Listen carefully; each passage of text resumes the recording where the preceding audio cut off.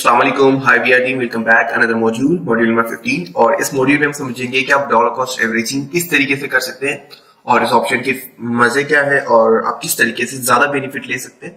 आप एक तरीके से देखेंगे अगर आप इन्वेस्टर या ट्रेडर हैं तो आपको डॉलर कॉस्ट एवरेजिंग आनी चाहिए, अदरवाइज आपको बहुत नुकसान हो सकता है। आप दूसरा एक तरीके से समझ लें कि आप बार्गेनिंग करते हैं मार्केट के अंदर और आपको चीजें सस्ती मिलती हैं। चीजों का मतलब ये कि बिटकॉइन या क्रिप्टो करेंसी जो भी आप या जो भी शेयर मार्केट में जो भी आप शेयर ले रहे हैं आपको वो सस्ता पड़ने वाला है। फॉर एग्जाम्पल अगर आपके पास $100 है और आपको 10 शेयर्स मिलने वाले, ठीक है, लेकिन जो डॉलर कॉस्ट एवरेजिंग स्ट्रैटेजी है उससे आपको 2 शेयर्स या 2 कॉइन्स एक्स्ट्रा मिल सकते हैं, वो परसेंटेज आपको ज्यादा मिल सकती है। तो डॉलर कॉस्ट एवरेजिंग हम यूज करते हैं बाइंग एंड सेलिंग के टाइम, ट्रेडिंग जो भी जहां पे भी ट्रेडिंग होती है दोनों में हम चाहे वो फ्यूचर ट्रेड हो, स्पॉट ट्रेड हो, शेयर मार्केट में हो, फॉरेक्स में, जहां पे भी आप करते हैं डॉलर कॉस्ट एवरेजिंग हर जगह पे यूज हो सकती है।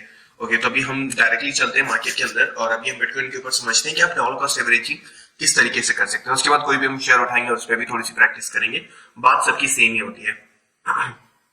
ओके, तो नाउ हम मार्केट की टाइम पे चलते हैं, यहाँ पे डे टाइम फ्रेम में चलते हैं ताकि मैं आपको अभी की जो मार्केट का सिनेरियो बना था उसके अकॉर्डिंग गाइड कर सकूं।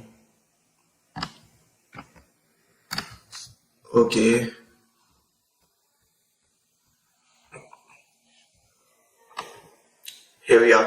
ओके, तो अगर आप जैसे ही देखेंगे यहाँ पे मार्केट यहाँ से ऊपर से नीचे आई डंप हुई है और हम यहाँ पे डॉलर कॉस्ट एवरेजिंग कहाँ पे कर सकते थे। फॉर एग्जांपल मार्केट यहाँ से डंप हुई है और अभी हमने बिटकॉइन को लेना है। फॉर एग्जांपल आप बाइंग करना चाह रहे हैं बिटकॉइन की, ठीक है, तो आप किस तरीके से बाइंग कर सकते हैं। आप यहाँ पे लेंगे, यहाँ पे लेंगे, यहाँ पे लेंगे, ऐसे करके लेंगे, यहाँ से बिल्कुल नहीं होता। डॉलर कॉस्ट एवरेजिंग का मतलब ये होता है कि आप लाइंस बिछा देते हैं जहां पे सपोर्ट रेजिस्टेंस के चांसेस होते हैं, वहां पे हम बाइंग करते हैं, ठीक है। फॉर एग्जांपल मैं देखता हूँ यहाँ पे एक सपोर्ट है, ठीक है, तो मैं एक बाइंग यहाँ पे लगा दूंगा। आई थिंक ऑलरेडी हमने एक बनाया हुआ। अच्छा, मैं आपको जो पिछले मॉड्यूल्स में समझाया था सपोर्ट एंड रेजिस्टेंस का एक्चुअल वर्क, वो यहाँ पे मैं आपको उसका प्रूफ दिखा देता हूँ कि वो एक्चुअली किस तरीके से काम करते हैं। आप यहाँ पे देखेंगे जो हमारी ट्रेंड लाइन ब्रेक हुई थी, इस तरीके से जो ट्रेंड लाइन अप ट्रेंड आ रहा था, डाउन ट्रेंड आ रहा था वीकली, यहाँ से अगर आप देखेंगे 69,000 से नीचे मार्केट चल रहा था और यहाँ पे एक ब्रेकआउट हुआ, मार्केट ऊपर की तरफ निकली अगेन जब मार्केट, और वहां पे रेजिस्टेंस जो उसका दुश्मन है उसने ब्रेकआउट किया उसको और अगेन मार्केट नीचे आ गई। लेकिन जो पहले जो ट्रेंड लाइन बनी हुई थी उसने अगेन उसको सपोर्ट किया और यहाँ पे एक और सपोर्ट बना के अब मेन चीज यहाँ पे क्या थी, ये वाली ट्रेंड लाइन, ठीक है। अब ये जैसे ही ब्रेक हुई हमें कंफर्मेशन हो गई कि मार्केट ऊपर जाएगा। उसके बाद एक और ट्रेंड लाइन थी, सॉरी रेजिस्टेंस लाइन थी, उसको जैसे ही उसने ब्रेक किया था यहाँ पे हमें कंफर्मेशन होगी कि मार्केट यहाँ से पक्का कंफर्मली ऊपर जाएगा। जैसे आप अगर आप ग्रुप में हैं तो आपको यहाँ से हमने लॉन्ग की इंक्रीज बता दी थी और अभी अपने ऑलमोस्ट 30 से 40% ऑलमोस्ट स्पोर्ट में प्रॉफिट बुक किया और आल्ट कॉइंस में तो हमने 80 से 90% प्रॉफिट बुक किया। तो ये सब चीजें हम यहाँ से कैलकुलेट करते हैं और ये सब चीजें आराम से कैलकुलेट हो जाती हैं। ओके, अभी हम यहाँ पे इन सबको रिमूव कर देते हैं ताकि हम अपनी डॉलर कॉस्ट एवरेजिंग को समझे। अब डॉलर कॉस्ट एवरेजिंग का मतलब ये होता है, फॉर एग्जांपल आपको बिटकॉइन लेना है, ठीक है, अब आपके पास $100 है, आप एक प्राइस देखेंगे कि आपको इस प्राइस पे लेना है बिटकॉइन, ठीक है। फॉर एग्जांपल आपको इस प्राइस पे लेना है कि मार्केट यहाँ पे लास्ट टाइम सपोर्ट बनाया था और आपको यहाँ से बिटकॉइन लेना है, यहाँ पे आपको एक रेजिस्टेंस दिखा तो आप यहाँ पे बिटकॉइन ले लेंगे, ठीक है। फॉर एग्जांपल आपकी जो एंट्री है वो ये है और आपने सारे बिटकॉइंस यहाँ पे लगा दिए, ठीक है। हम एग्जांपल लेते हैं कि बिटकॉइन की प्राइस $1 है। अब यहाँ पे क्या होता है, आपकी अगर आपके पास $100 से आपने यहाँ पे लगा दिए तो आपको 100 बिटकॉइन मिल गई, ठीक है।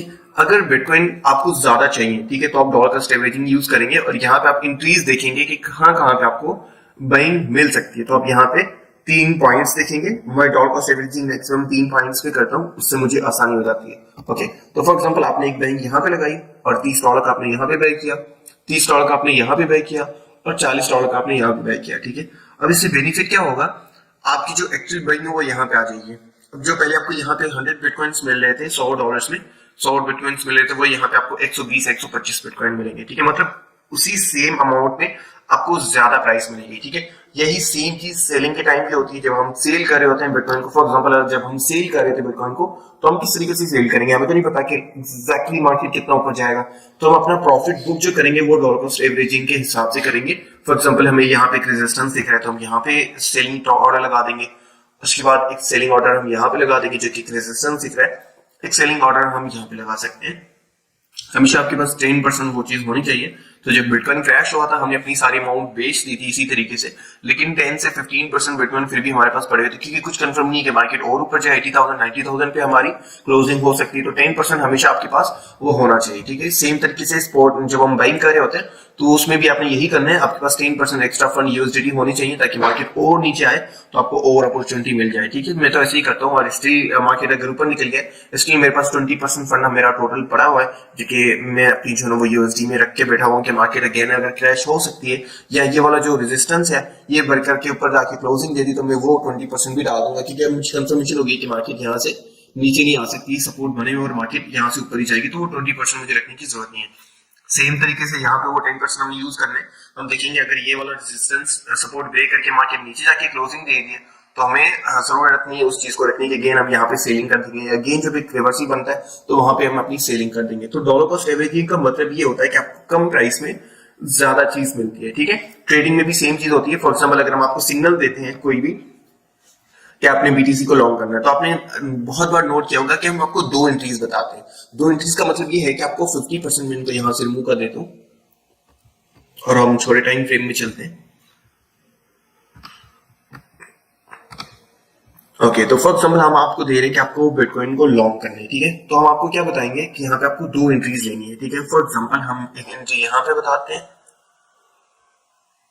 18,300 पे हम बता देते हैं, और दूसरी एंट्री हम आपको बताते हैं यहाँ पे 17,100 पे। ठीक है, तो आप क्या करेंगे, आपके पास जो टोटल फंड है, आप फॉर एग्जाम्पल आपने $100 ट्रेड में लगाने, तो आपको $50 ऊपर वाली ट्रेड पे लगाने, ऊपर वाली एंट्री पे लगाने, $50 आपको 50% जितना भी आपका अमाउंट बनता है वो आपने दूसरी एंट्री पे लगाने। तो दो एंट्रीज का मतलब क्या होता है, हमारे पास एंट्री कौन सी निकलेगी, अगर हम यहाँ से एंट्री लेते, फॉर एग्जाम्पल अगर हम यहाँ से एंट्री लेते तो 18,100 तक जाता, और वहां से हमारी जो एंट्री प्राइस होती, मतलब जो एंट्री प्राइस हम फ्यूचर ट्रेडिंग में देख रहे होते हैं, स्पॉट में अगर हम देखेंगे तो हमारी जो बाइंग होगी वो 18,100 पे होगी। लेकिन अगर हम 50% यहाँ पे पे करेंगे और 50% यहाँ पे पे करेंगे तो क्या होगा, हमारी जो एंट्री है वो एग्जैक्टली बीच में आ जाएगी। ठीक है, अब यहाँ पे हमारी 17,600 पे आएगी। अब जब आपकी प्राइस यहाँ पे आएगी ना, जो आपने बाइंग कर रहे थे, वहां तक आपको 50% प्रॉफिट मिल रहा होगा। ठीक है, आप एक अच्छी अमाउंट प्रॉफिट में होंगे, तो आपको ये स्ट्रैटेजी यूज करनी चाहिए। अब यहाँ पे आपके माइंड में क्वेश्चन आता है कि सर यहाँ से बाइंग सस्ती करनी है तो 50% हम यहाँ पे क्यों कर रहे हैं, 100% यहाँ से ही कर लेते हैं। इसमें क्या जाता है, फॉर एग्जाम्पल अगर हम यहाँ पे 50% बाय नहीं करते, हमारा जो भी फंड है वो 100% हम यहाँ पे ही लगा देते हैं, तो ये तो अच्छी अपॉर्चुनिटी है, हम क्यों मतलब इतना ज्यादा महंगा बाय करें 50% प्राइस पे।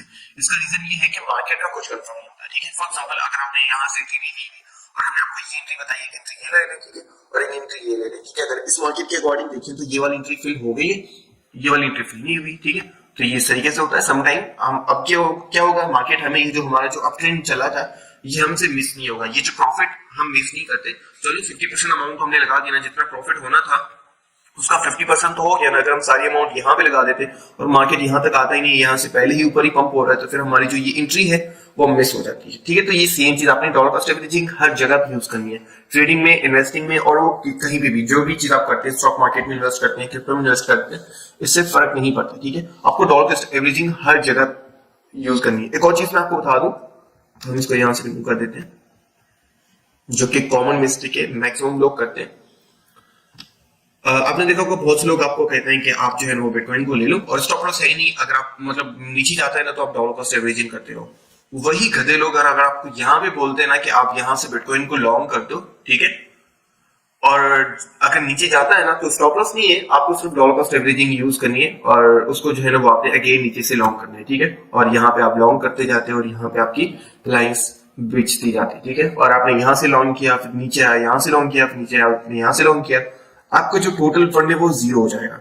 या अगर आपने बाइंग भी की है, आपको लग रहा है कि बिटकॉइन यार पहले 67,000 पे था और अब जो है ना मुझे मिल रहा है सस्ता 47,000 पे, मैं ले लेता हूँ। या आप अगर ये देखें कि अब यार और सस्ता है 38,000 पे मिल रहा है, अभी हम ले लेते हैं, तो वो भी आपने बेवकूफी नहीं करनी। आपने देखना है, डॉलर कॉस्ट एवरेजिंग तब यूज करते हैं जब आप देखेंगे कि मार्केट पीक या मार्केट डाउन ट्रेंड खत्म होने वाला है या ट्रेंड खत्म होने वाला है, वहां पे अपनी डॉलर कॉस्ट एवरेजिंग यूज करनी है। अगर मैं यहाँ पे डॉलर कॉस्ट एवरेजिंग करूंगा तो मैं यहाँ पे करूंगा, ये वाला एरिया में देखूंगा कि यहाँ से मार्केट स्टार्ट हुआ था, तो मैं इस एरिया में डॉलर कॉस्ट एवरेजिंग कर सकता हूँ। ठीक है, इनफैक्ट मेरा जो फाइनल टारगेट था वो ऑलमोस्ट $12,000 थे। ठीक है, लेकिन स्टिल मेरा वो टारगेट जो 10% मेरे पास फंड पड़ा हुआ है वो मेरी एंट्री फिल नहीं हुई और स्टिल में मतलब वो फंड होल्ड करके रखा हूं। अगर मैं ये बाइंग यहाँ पे कर लेता तो क्या होता, मेरा पास जितना भी फंड है उसका 50% माइनस होता है, क्योंकि मैंने यहाँ पे बाइंग की है।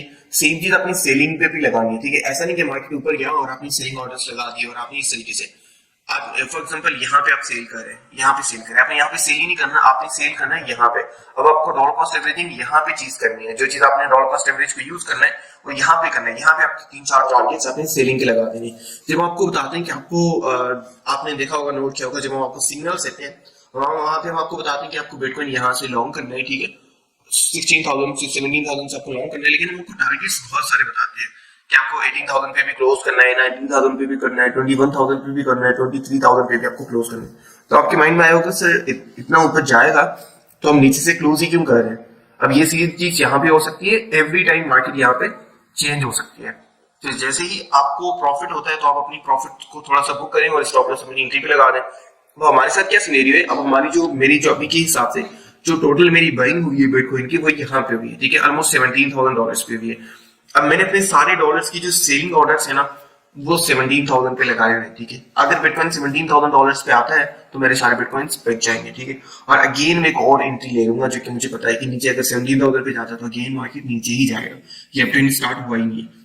तो सेम सिनेरियो बनता है हर जगह पे, अप ट्रेंड में भी जब आप ऊपर जा रहे होते हैं। फॉर एग्जांपल यहाँ पे आपको डॉलर कॉस्ट एवरेजिंग करनी है, आपका प्रॉफिट आपने यहाँ ही बुक कर लिया। अगर आप शॉर्ट टर्म है फिर तो ठीक है, अगर आप लॉन्ग टर्म के हिसाब से आपने कहा कि आप डॉलर कॉस्ट एवरेजिंग यूज करेंगे तो आप थोड़ा सा प्रॉफिट यहाँ पे बुक करेंगे, थोड़ा सा यहाँ पे करेंगे, थोड़ा सा जाके यहाँ पे करेंगे, तो फिर तो ये गलत हो जाएगा। आपका सारा प्रॉफिट तो यहाँ पे ही आपने निकाल दिया, 10%, 20%, ऑलमोस्ट 30%, 50% आपने बुक कर लिया। आपको जो भी डॉलर कॉस्ट एवरेजिंग यूज करनी है वो यहाँ पे करनी है। अगर हम अभी के हिसाब से पहले तो आपको टेक्निकल्स देखने होंगे कि मार्केट मैक्सिमम कहां तक जा सकता है। आपका जो टारगेट है वो क्या है, मेरा 2023 का टारगेट यही है कि बिटकॉइन अगेन अपने ऑल टाइम हाई को एक बार टच करेगा।